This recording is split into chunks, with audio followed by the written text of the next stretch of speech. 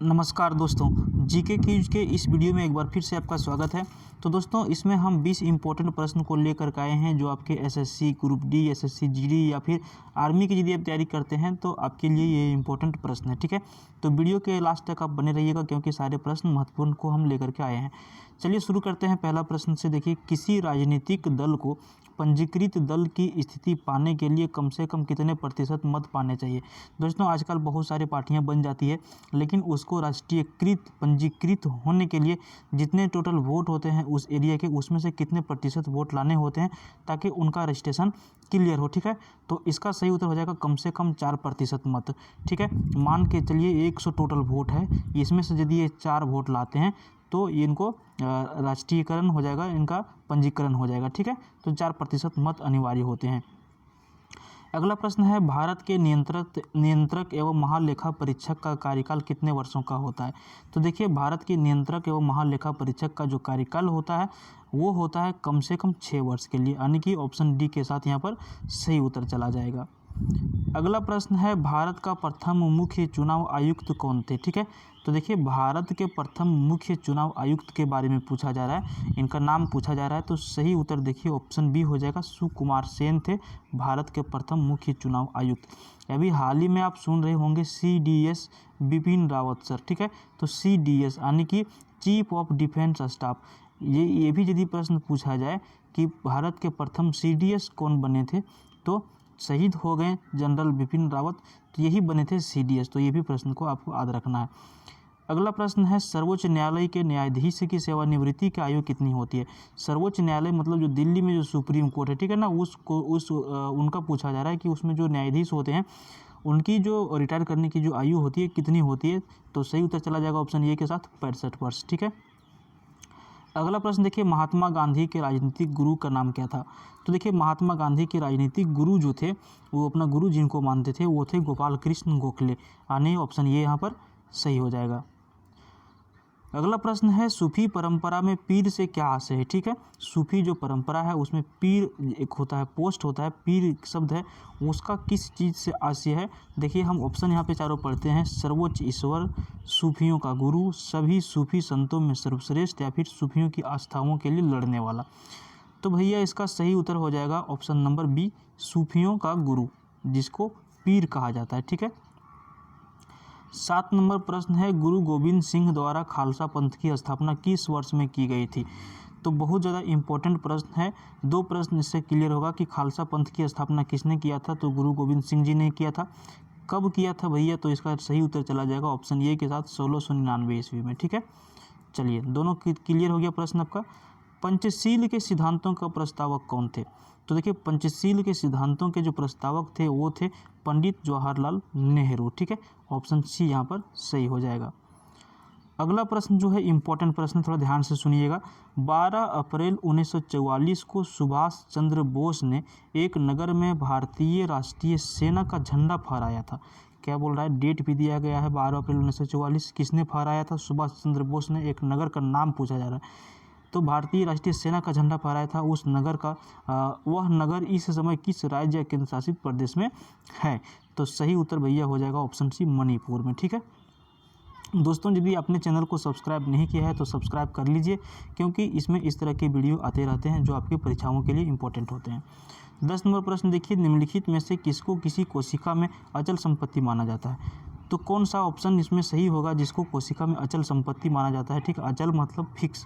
ठीक है, कार्बोहाइड्रेट को, न्यूक्लिक अम्ल को, प्रोटीन को, या फिर वसा को।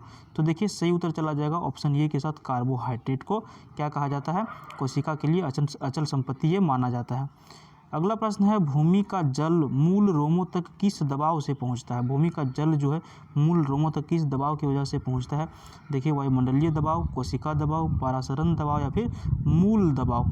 तो सही उत्तर चला जाएगा इसका ऑप्शन सी के साथ, परासरण दबाव के कारण जो है मूल रोमों तक पहुंचता है भूमि का जल। ठीक है, मधुमक्खियों के प्रजनन एवं प्रबंधन को क्या कहते हैं। या फिर एक प्रश्न पूछा जाता है कि मधुमक्खियों के पालन को क्या कहा जाता है। तो प्रजनन एवं प्रबंधन एवं पालन, ये तीनों प्रश्न पूछे जाते हैं। क्या कहा जाता है, सेरिकल्चर, सिल्वीकल्चर, पिसिकल्चर, या फिर एपीकल्चर। सही उत्तर चला जाएगा ऑप्शन डी के साथ, एपीकल्चर। मधुमक्खियों के प्रजनन एवं प्रबंधन को एपीकल्चर कहा जाता है। रक्त के स्कंदन हेतु कौन सा विटामिन आवश्यक है?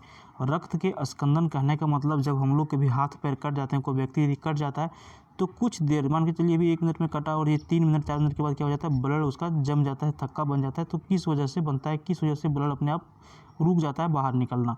तो इसका सही उत्तर हो जाएगा विटामिन के कारण। ठीक है, विटामिन के कारण ही ब्लड जो है रुक जाता है अपने आप। जिस व्यक्ति के अंदर विटामिन के की कमी होती है वो यदि कट जाते हैं तो उसका ब्लड हमेशा क्या होता है, लगातार बहते रह जाता है। ठीक है, लाल रक्त कणिकाओं का औसत जीवन काल लगभग कितने समय का होता है?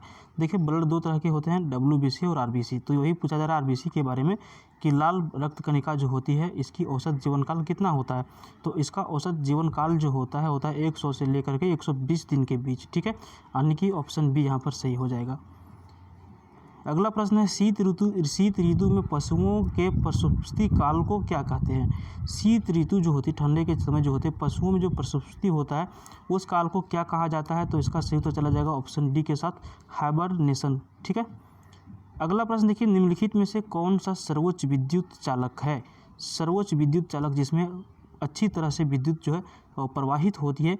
4 ऑप्शन आपके सामने है, तांबा, लोहा, चांदी, एल्युमिनियम। सब में होता है लेकिन सबसे अधिक किस में होता है? तो अब सबसे अधिक होता है चांदी में। तो ऑप्शन सी यहाँ पर सही हो जाएगा। उड़ान अभिलेखी का तकनीकी नाम क्या है? उड़ान जो अभिलेखी है इसका तकनीकी नाम पूछा जा रहा है। तो ऑप्शन हम देखते हैं, गहरा बक्सा, अंधा बक्सा, काला बक्सा या ऊंचाई मापी यंत्र। ठीक है, तो भैया इसका सही उत्तर हो जाएगा काला बक्सा। ठीक है, ब्लैक बॉक्स। ठीक है,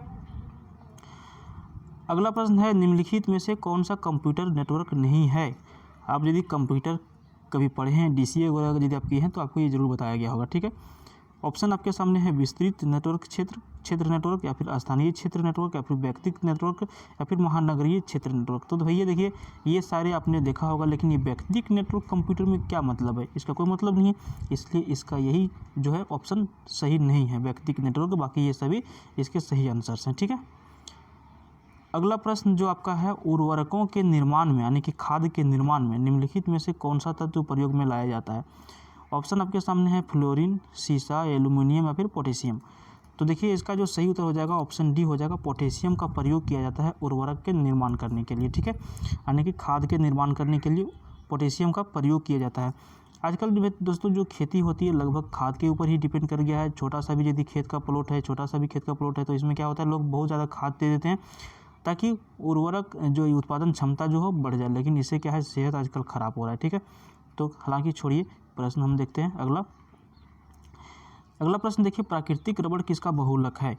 बहुत इंपॉर्टेंट प्रश्न है, और ये प्रश्न जो है हम एक एग्जाम लिख रहे थे 2014 में, उस टाइम भी ये प्रश्न पूछा गया था। ठीक है, प्राकृतिक रबड़ किसका बहुलक है? हमको आज तक ये प्रश्न याद है। ठीक है, तो देखिए इसका जो सही उत्तर हो जाएगा ऑप्शन ये हो जाएगा, आइसोप्रीन। आइसोप्रीन जो है प्राकृतिक रबड़ का बहुलक है। तो दोस्तों इस वीडियो में इतना ही, मिलते हैं फिर किसी दूसरे वीडियो में। तब तक के लिए धन्यवाद। देखते रहिए हमारा YouTube channel GK with RK।